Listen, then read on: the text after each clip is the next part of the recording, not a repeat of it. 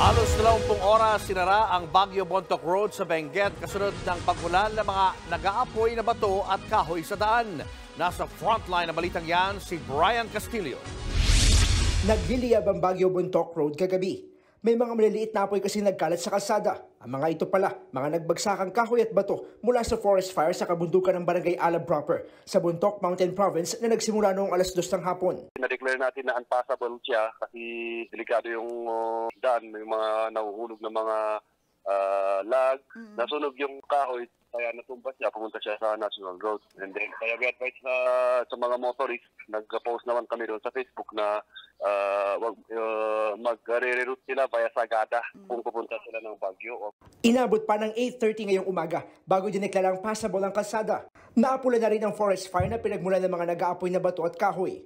Ngayong taon, 18 forest fire ang naitala sa Bontoc Mountain Province. Naapula na itong lahat. Pero umabot sa 12 hektaryang gubat ang natupok. Naging pahirapan ang pagpatay sa sunog dahil walang ulan. Ngayon kasi nararamdaman natin yung effect ng El Nino. Comparing last year po na medyo February, umuulan dito ng